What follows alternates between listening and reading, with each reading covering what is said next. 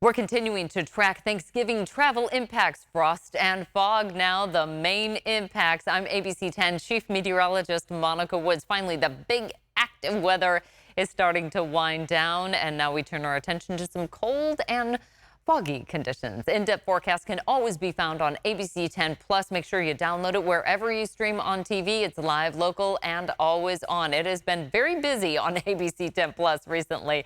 I'll look at the satellite and radar, and again, things are starting to wind down right now. Just a bit of cloud cover starting to exit the area. The main band of rain pressing its way southward, but even at that, it's not the huge whopper of a storm that we saw last week. So that fire hose of moisture coming in from the Pacific kind of starting to wind its way down here. Still have that winter storm warning in effect for the central and southern part of the Sierra Nevada until Wednesday at 4 p.m. Since midnight, we picked up nearly 1/10 of an inch of rain throughout the valley. For the foothills, closer to about 1/4 of an inch to almost an inch of additional accumulation, and a couple more inches of snow for the Sierra as well. So this has certainly been a decent enough storm, but now that moisture plume will start to press its way back towards the west into the Pacific, and that's going to largely dry out much of the west coast for not only Thanksgiving Day, but into our holiday weekend. Our futurecast showing the clearing skies for tonight. It is going to set us up for some patchy fog, though, with the recent moisture, the calm winds. We get that visibility down to about 1.25 miles to 4 miles early in the overnight hours. Heading into the morning commute, for those of you that are still commuting tomorrow morning, some patchy fog in the northern San Joaquin Valley, but it erodes quickly, picking up northwest winds. Those are dry winds, and it will really start to suppress some of the fog formation here, leading us into more of the frost than the fog by early Thursday morning. Tomorrow morning, we start those winds at about 10 to 20 mile per hour gusts. They'll stay with us through the mid-morning hours and then start to wind down by the time we get to Wednesday afternoon. That's what leads us into the patchy frost early on Thursday. Burn status. It is that time of year. Once again, we're looking at the fireplaces and any wood burning appliances creating poor air quality. And given the stagnant conditions that we'll see once we get past those winds, Sacramento, San Joaquin, and Stanislaus counties basically burning discouraged or no burning unless registered for Wednesday.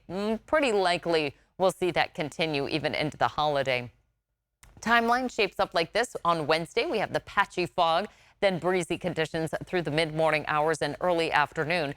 Thanksgiving, Friday morning, Saturday morning, we've got patchy morning frost with lows dropping deep into the 30s up and down the valley. Now, some people may prefer this given the amount of people that may be in the home or perhaps doing a lot of cooking. It gets a little warm in there. This is going to be nature's way of giving us free air conditioning, okay? 30s for the foothills and then right about 5 to 10 degrees for the Tahoe Basin. We actually have a frost advisory in effect for parts of the East Bay communities. That'll be on Wednesday into Thursday morning. Some very frosty conditions there as well.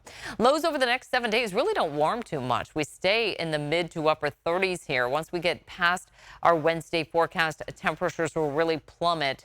Our average lows are in the lower 40s, and we just don't really see a resurgence of those warm conditions anytime in the near future. We'll warm a little bit for the Central Valley, but we're going to stay pretty close to average. We'll find some above normal conditions for the foothills and parts of the Sierra. Northern California, closer to about Redding, starting to warm things up, and Southern California starting to warm as well by the end of our holiday weekend. Part of the reason why is our storm track. We've got a building ridge of high pressure, which is going to bump that storm track more into the Pacific Northwest. And so we're going to see basically dry conditions up and down the West Coast. What's nice about this is that along that I-5 corridor, it will be dry into the holiday weekend. Occasional patchy fog that we're going to have to deal with in the Central Valley, but overall, not expecting huge, widespread impacts like what we saw last week. Ski resorts are opening. Mammoth, Mount Rose, Heavenly, North Star, Sugar Bowl, Palisades, Tahoe, and Boreal are all open with fresh powder. Sierra Tahoe opening November 29th and Kirkwood December 6th.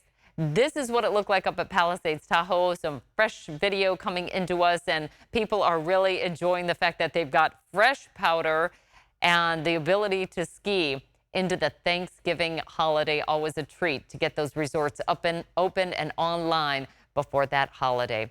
Here's a look at some of our snow totals. And as you can see, the storm totals, now we're taking it all the way back into last week, account for almost 2 to 4 feet of new snow for many of the resorts that are either opening or are open right now, giving a nice base to the resorts for all the skiers and snowboarders.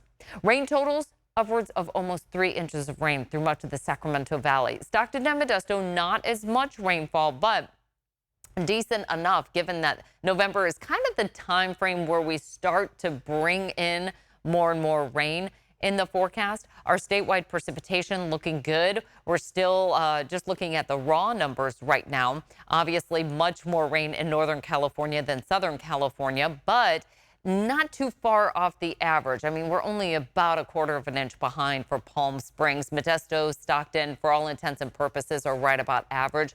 Above normal, though, for Sacramento, San Francisco, Redding, and Eureka, where we had that first atmospheric river, that very strong scale of an atmospheric river just poised to just dump rain, and unfortunately a lot of flooding to deal with as well. Average monthly rainfall, this is what I was mentioning. In November, we usually only get 1.78 inches of rain. We're over 3 inches already for the month. Not much coming in for the end of the month, though, and then we're starting to dry things out. But in December, January, and February, those are our wettest 3 months. Those are quickly approaching, and so all eyes are on the reservoirs. How are they shaping up as we head into the wettest time of year? Despite the fact we had that huge atmospheric river coming through and we're above average, there's plenty of capacity in our biggest reservoirs. Only about 50 to 70% full right now and room to let water out. Folsom, it's a smaller one. It feeds a lot of the capital region and the capital region of